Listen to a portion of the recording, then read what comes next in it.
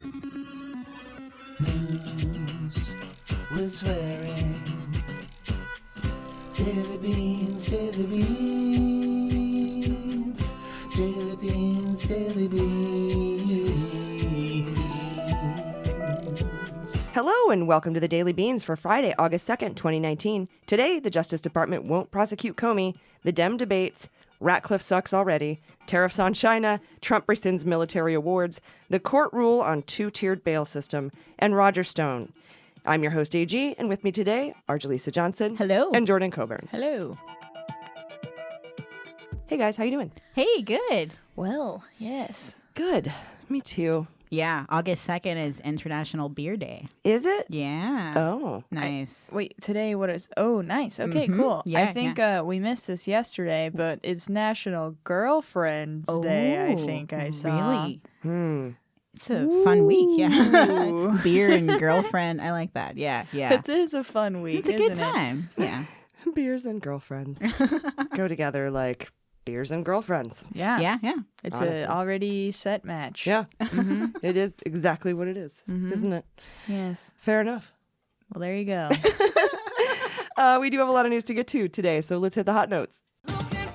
Hot notes. All right, guys. Trump announced today that he's imposing a 10% tariff on $300 billion in Chinese imports starting next month. A lot of retailers are really upset about this. I want everyone to be clear. We pay that tax. That's what a tariff is. It's a tax on us. And Wall Street responded immediately by a Dow loss of over 200 points. The price of oil fell 8%. Caterpillar, John Deere, and Apple fell about 2%. The yield on the 10-year T-note fell to its lowest since 2016. Quote, we thought we had a deal with China, but sadly, China decided to renegotiate a deal prior to signing a deal, whatever that means.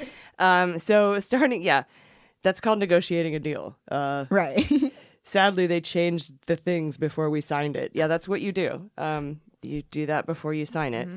Art of the deal. So starting September 1st, the U.S. will add a 10% tariff on the remaining $300 billion of goods and products coming from China into our country. This does not include the $250 billion already tariffed 25% aluminum, right? Mm-hmm. So Trump's doing that. All right. Yeah, I was listening to Marketplace today, or I guess it would have been yesterday at this point that you're hearing it, and he did Kai Ryssdal, he plays a clip of Trump saying, you know, the American people are not going to pay for this, and then he's just like, and just to fact check him on that, we do pay for it. The American people pay for it. And then he didn't really expand on it, and I think that would be helpful for him to do that, but if people spent time correcting him and explaining why he's wrong all the time, it would just hijack all of their shows. Totally. So, I understand that, I guess, but That is true. Very good point. But yeah, basically, the manufacturers have to pay more to import it. They're going to pass that cost on to the consumer. yeah, I The more end. want an explanation of like what numbers Trump could even possibly be pulling from to say that, and then The best explain why numbers. that's wrong. His butthole numbers. He's pulling them out of his ass. That's Right. it. That's all there is. Yeah. There can't be any other numbers. Yeah, I guess I believe behind him is always a team of people manipulating numbers, but Oh, I don't yeah. know. I wouldn't be surprised. But Cohn's gone, right? Like, that was his one guy. Maybe Wilbur Ross is there with those beer cans saying it's only a quarter of an ounce of aluminum. yeah, he has new guys. He's replaced Cohen with one of these new goons. I'm just trying to figure out which one it is. Yeah. Yeah, and his Fed chair, who doesn't have a degree in economics, cut rates. So, So math, you know. and then all of a sudden, when he cut rates, the interest or the Dow shot up. And then when he came out and said, no, this is an adjustment, we're doing it for inflation, the Dow tanked. So it's just really interesting. Oh, yeah. And I really hope somebody's keeping, like Crew or Open Secrets is keeping an eye on stock sales and purchases from Trump and his friends and his family before and after these announcements are made. I'd be really interested to Martha see that. Stewart got Absolutely. like that, right? Yeah, she got like that. Insider And training, yeah. Mostly for obstructing it, but Oh, yeah. But he's good at that, too. So. Yeah. But yeah, mostly because she had her secretary Change the email. Yeah. Otherwise, Comey was like, I didn't want to do it, but I had to. Everybody's equal under the law, so I had to put Martha Unless Stewart you're president. in jail. She should have ran for president. Yeah, If she was going to do that. She'd be totally fine. Yeah. I wonder if she likes skated Trump. right by. Ooh, we should have her on the show. No, I don't think so. You don't think Be so? surprised, I hope Roseanne. I wonder what Roseanne's. I don't know why. She does a show with Snoop Dogg. I just can't not. imagine. She does? Yeah. She does. They're really good friends. Yeah, What Martha show Stewart is and Snoop that? Dogg. It's a Some cooking show on MTV. Yeah, Oh cooking my God. brownies. What? Yeah, but then again, Scalia and like Ruth were friends too, so I think sometimes people on the opposite. So it could be that Totally. she's. It's Mark Meadows, Elijah Cummings. Yeah, all which of is these cute. pairs. It'd be fun sitcoms, the Odd Couples. Yeah. Yeah, Carvel and his wife. Mm-hmm. Yeah, but so you should really check out the Martha Stewart Snoop Dogg show. It's adorable. Yeah, I'll send you a clip. Let's see. Also this week, Captain Bone Spurs is taking away military awards. Jaleesa, what's going on? Yeah, so today we learned that Trump is being an even bigger dick than usual. Specifically, he's taking away the medals that were given to prosecutors who went after Navy SEAL Eddie Gallagher. These lawyers were given the award for their, quote, noteworthy accomplishments, despite the fact that they lost the case. Trump tweeted, "I have directed the Secretary of the Navy, Richard Spencer, and Chief of Naval Operations, John Richardson, to immediately withdraw and rescind the awards." So basically, Trump's so mad at these lawyers because apparently they gave immunity to one of their key witnesses who testified that Gallagher murdered the teenage boy that was with ISIS. Was that the medic guy? Mm-hmm. Yeah, well, the medic is the one who I guess technically did it, which is why the case was lost. But Gallagher was the one who I think initially hurt him. Mm-hmm. So yeah, but the doctor ended up actually killing him. But technicalities. So it's just, I think injustice, but Trump supporting it. So once again, he is basically pro-murder and anti-accountability. And it's working out for him. Only this time he's actively punishing his opponents for seeking accountability, basically. It sucks. It's a win for him and It's his messed agenda. up. Yeah, and there's really nothing you can do about it. No. He's the commander-in-chief. Yeah, just, These very are, scary. These are awards that the prosecutors got for their prosecution? Exactly, just for trying. Huh. Yeah. I didn't know they gave out awards for those things. Yeah, it's interesting. It depends. I mean, you get all kinds of awards for Yeah. Just having like a clean room. upholding the being- ethics of the military or Totally. something. Not being a dickhead for 2 years in a row. Basically, you yeah. get a medal for that. Like the I wasn't a dick for 2 years medal. Right. You get this little stripe for every year. It's a thing. But Trump thinks that their whole case was bullshit, basically, and he's really mad about the immunity thing. It's like he has something against lawyers that use the immunity, even though he does that a lot. It's Interesting. Yeah. Yeah, and how flippers shouldn't flip. It should be illegal. Yeah, He hates dolphins. exactly. Dolphins with little cameras on them. Flipper. But yeah, and you remember how he said that in the testimony? And they asked Mueller about it in his testimony. He's like, we would have no justice system if we didn't have cooperating witnesses. Totally. Yeah. Thanks, though. We need those Bye. flippers. Yeah, thanks for playing. But this thanks. sucks that he got to interject in something that had nothing really to do with him. Yeah, but it's not done yet, right? It's just he's like moving to I think do it's it. done. I really do. Just by the way that he said it, and then in the article it said that they're motioning to get it done. I don't. Well, see. didn't the guy say that these awards, the Navy guy said these awards are given at really low levels, so he wasn't sure why it was happening. So we'll keep an eye on it. We'll follow up on what gets done finally. If Exactly. what becomes the finality of it. But It's getting some resistance, yeah. But it seemed like Trump has the authority. Oh, it falls on the naval chief Richardson. It falls on him. But I think Trump said he directed him, so that sounds like Trump thinks he has some kind of authority. Yeah. It's just Trump though, so who And knows? he does. Yeah, Right, Yeah. as commander-in-chief. he does have authority to give the order, yeah. and it's not an unlawful order, so it would have to be followed. Just a petty officer. Yeah. It's a petty officer. Yeah, it's totally petty officer. This is him literally being a petty officer. Yep. All right. It's fascism, I think. Yeah. I don't know about that. It but feels like it. Just him it's using just this for his personal it's a feelings. dick move. Yeah. That's for sure. Whatever you want to call it, he's a dick. Yeah. I'll give you that. Well, thanks for that. Now, Dictator. thanks to a Second Circuit ruling, bail is a little more fair. Jordan? Yeah, and specifically, it's probably not good news for Epstein. So on Thursday, a Second Circuit ruling came out that looks like it's setting a precedent that is not going to take lightly to Epstein's request to wait out his sentence in his mansion. What happened was there's a case, it's a securities case against someone named Jean Bustani.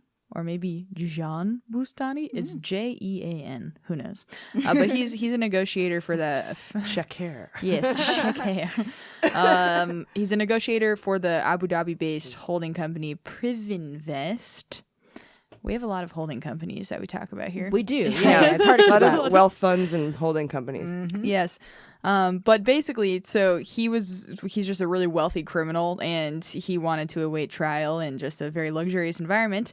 And the court said to interpret the Bail Reform Act as requiring district courts to permit wealthy defendants to employ privately funded armed guards where an otherwise similarly situated defendant without means would be detained would violate this core principle. And that was said by U.S. Circuit Judge Jose Cabranes.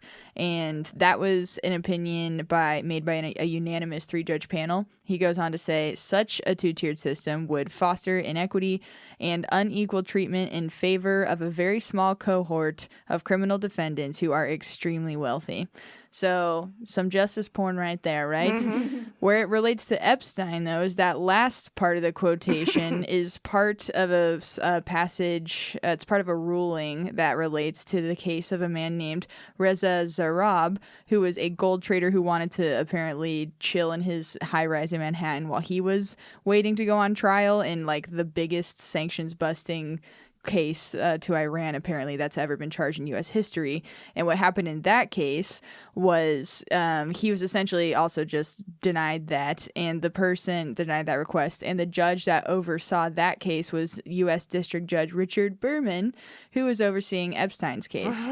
So basically, there was a court ruling today that says you can't just wait out bail in your luxurious apartments and homes. And they cited another case that basically determined the same thing, and the person that determined that is also looking over Epstein's case. Neat. Yes. Small world. Yeah, and that's good news. That's good news coming out of the courts today. Justice system just got a little more justicey, I think. So It's like a movie trailer or something. Justice gets more justice. Yeah, this time it's personal. This Thursday, we learned that the Justice Department declined to prosecute James Comey, despite a referral for potential prosecution from the Inspector General. Nice. The Justice Department said they didn't believe there was evidence to show Comey knew and intended to violate laws on handling classified information. So, at the heart of this case were the memos that Comey shared with his friend Daniel Richman, who in turn shared that information with the New York Times. We reported on those memos back in 2018.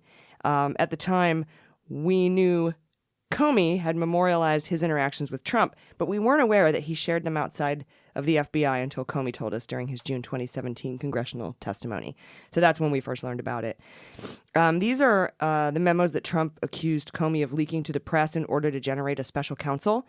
And he's been saying that because of the leak, Mueller's appointment is invalid. Mm-hmm. This has been his whole, and a lot of, when Manafort was first trying to get all the charges dismissed and everybody was suing Mueller and filing motions to dismiss the entire Mueller investigation based on the validity of his appointment because it came from a leak, an illegal leak. And so therefore he can't, so basically Comey leaked this shit to the press. Yeah.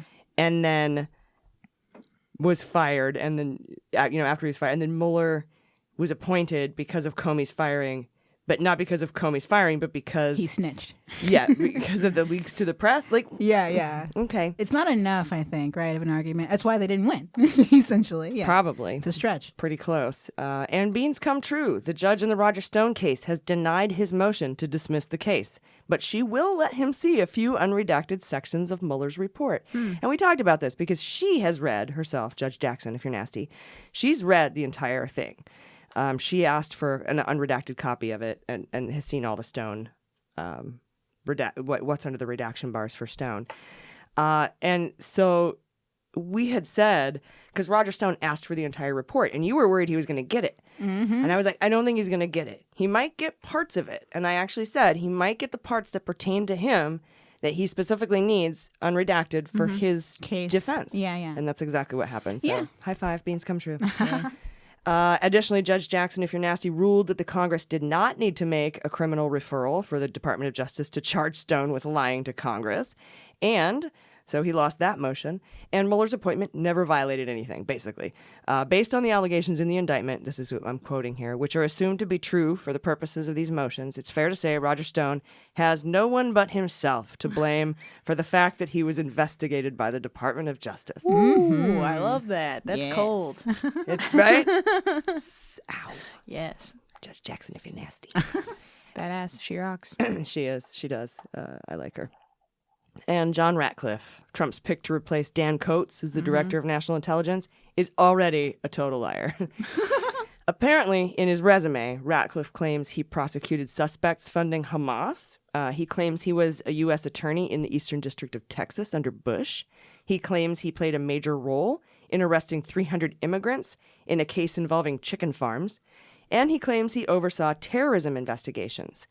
In a 2015 news release, Ratcliffe says he convicted people funneling money to Hamas.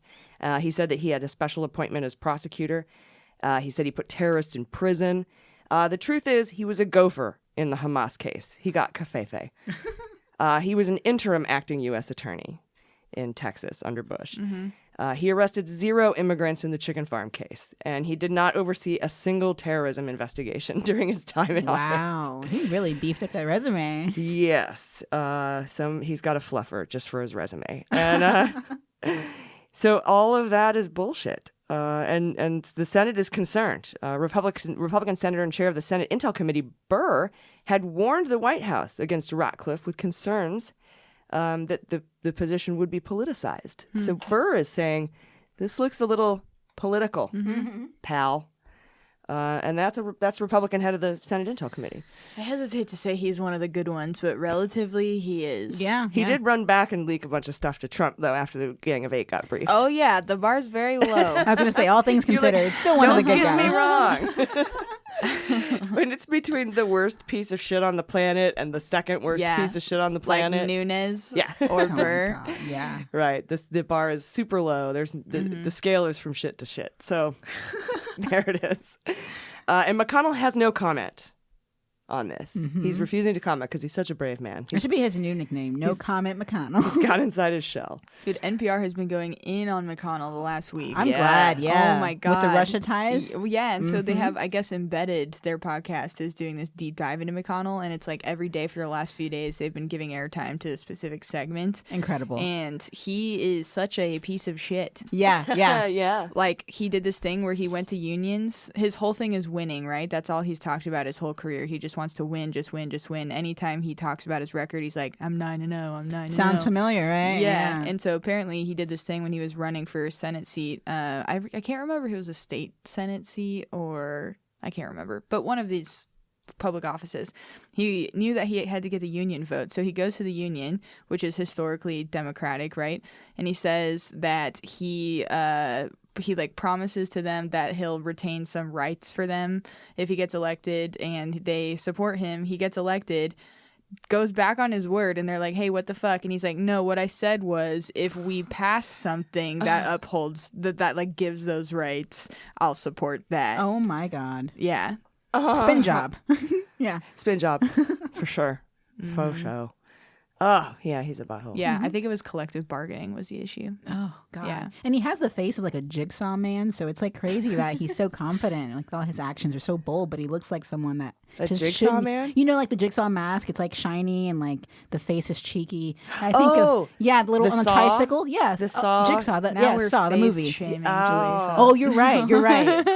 Jigsaw face We're shaming. Mitch so it's- shaming. There we go. It's very narrow Specific shaming, type of but I appreciate the turtle check, dick yeah. shaming. We're doing. I'm just kidding. I don't give a shit. High five. I wanted to talk a little bit before we get out of here. I wanted to talk about the debates last night. I really was disillusioned, and after watching the first debate, the way CNN handled it, I really hated it. I didn't like the questions. I didn't like the way they were formulating them. I didn't like the way they were trying to pit candidates against each other. And a lot of the candidates called it out, too, on stage. Yeah. I know Yang called it out a lot. All of them. Cory Booker was like, don't forget Trump is watching this and we're doing his job for him by attacking each other. Yeah. Yeah, and I think CNN had a lot to do with that. And it really bummed me out. I was like, damn it, you guys. They wouldn't let them finish their comments. They would cut them off and then do it right when it was like a controversial thing so the next person could respond. You just kept the bickering going. Yep. Yeah, they let the fights go on, but they cut people short on important topics to keep the fights rolling. Yep. You know what I mean? Like, I'm really not a fan of Tulsi Gabbard.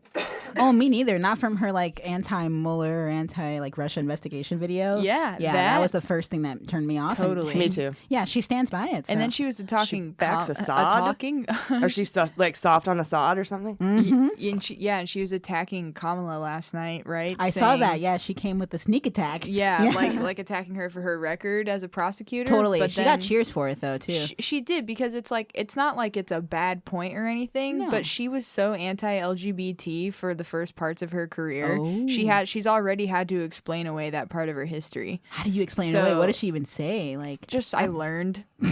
all right. I was a We'll dick, trust you. and then I learned. I learned that was bad. That's tough. Yeah, and I bet Republicans love her, right? Oh yeah, her and I like Marianne a lot more now than I did before, but I think Republicans also like her. Did And you I get a think- chance to read up on Marianne? Oh, the AIDS thing? No, I didn't read it You yet. really should I've research been telling people before about it before without. you throw any support behind her. You really Very should. good. Yeah.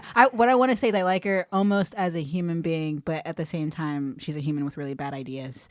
So it's hard to separate, But yeah, I've heard bad. You wanna bad hug punch her. things. Yeah, exactly. punch. Her vibes make me want to like her, but then when she gets into the details of what she believes, I'm like, whoa. Right, and that's why we gotta be careful of her because she's so like I'm gonna love you, I just love you, Yeah. her I love voice. you. Yeah, I like her voice so And, much. It really tricks me. I think it's similar to why like religion and politics should be separate as well. She's just spiritualism And yoga. politics and religion. Yeah, separate it and all. yoga. Yeah, she's really big on that. Yeah, like these things should not really be In government. at least publicly disclosed as your reasons for certain policies. As your campaign argument. Yeah, it's a bit because as strange. spiritual as I am myself, it's like I'm not gonna sit there and be like, yeah, I think I was selected to come here and preach to everybody the Totally. good word, and Yeah. it's like, okay, well now that's just annoying. No one wants to hear you say that, Right? yeah. Would Jesus run for president, Like, would he be like, I am here to save you all? No, he would just do it. I think he would just find ways to do it without the spotlight. He'd be so- like, fuck a president, dude. This is Right? my office. Yeah, yeah. I'm fucking Jesus. You just walk through walls. fucking Yeah. Jesus. Jesus 2020. Fucking Jesus. That's great. 2020. Yeah. That's his campaign slogan. I'm fucking Jesus.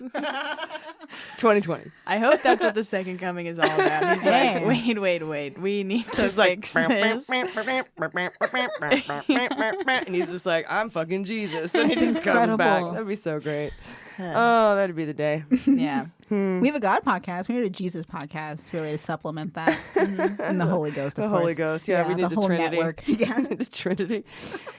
Yeah, this debate, I don't know, you guys. I thought Harris was going to win. I can't say with certainty that she did. I thought she actually She looked got bad. attacked more. Okay, I will say that people did go for her, but she holds her own, especially with the moderators. When they tried to cut her off, she never let them. And a lot of them, like Bernie, they also kind of go over their time to make their points. And I think that she did that well, too. Like, she wasn't going to let people stop her from getting her ideas out. Yeah, but but she she- was attacked. But yeah. she took the bait too, though. Sure. And I wish that she wouldn't have. She started to get, it seemed to start to get like she was just all being defensive like most of the night. And I wish she would have just been like, it's not true, and move on to another thing instead of attacking back or But she, I don't she know. could beat Trump with that, strategy. I think when it comes to holding your own, Biden dropped the ball, I thought, in terms of he really would shut up really quickly when people It would was tell weird, him right? his time was up. As soon He as would, his time was up, he's like, yeah, and then and you would think that's like, you're like, respectful, what? but at the same time, as a presidential candidate going against Trump is not going to respect the time, and people are just going to cheer when they feel like, people are getting their points across, and Biden just shuts down immediately. yeah, a lot of people would say, these are Dems debating Dems. It's not Dems debating Trump. Sure, I get that. And I don't know. I didn't think Harris did that great. I That's wish I fair. could say compared that. to the first one, I think she still held her own considering that everyone was trying to attack her. But yeah, I think she's still got a shot personally. She did have as much of a target on her back as Biden did. That's for sure. Oh yeah, because she was such a clear winner in the first one. for Yeah. sure. Yeah. Out of this group, though, I thought Castro was great. I thought Yes. Yang was really good. Oh, definitely. I mean, I don't think he'll make it very far, but I thought he was great. yeah. I wonder how far he will make it. Yeah, I don't know. But I got to say, I think the winner of both the whole shebang is Elizabeth Warren. Hands down. Yeah. Yeah. And- Who do you and- think's the sorry? I was just gonna say Bernie was great too, but what were you gonna say? Who's the winner of the second one? Do you think? Oh, Oh, I meant of all. I know. Yeah, who but do at you the think second won one? the Second one? second one? Castro, Yeah. because he had the most like just hitting home moments where he finished his points, he held his own, he didn't like bicker too much, and yeah, I felt good vibes after his performance. Yeah. Yeah. like he's a calm and collected dude. Yeah, I agree. Yeah, and his immigration stance is solid. He pretty much called out anyone that was like, thinking that asylum shouldn't be something that's legal or just the idea. Right, and that whole law, I can't remember, it was 13, 16, 32, some provision of the law that makes it illegal for asylum seekers. That it's what Trump is using to justify separating children from their families, and he's calling it government sanctioned kidnapping. Yeah, and he wants to repeal that bit of the bill, and he always brings that up, especially against Beto, who doesn't. Exactly, and Beto's on the border, so it's like, dude, why wouldn't you even stick up for your constituents? But that's a good question. And then Biden, he insulted people that do math in New York. That was so funny. He was like, I don't know what kind of math you do in New York. And it's like, dude, all of New York is watching. Why are you shitting on New York mathematicians? we do New York math. It's the same everywhere. Yeah. It's not like metric versus American. It's just although still American. our minute is faster. Oh my God, that's so right. The New York minute so is right. faster. Yeah, and then Cory Booker said the Kool-Aid line. He was good. Oh, you know what? So I almost want to say between him and Castro, Booker had a really good night too. I like Booker a lot. I like Booker's night. Yeah, and he called it out too a lot. He was like, "You guys are asking dog whistle questions.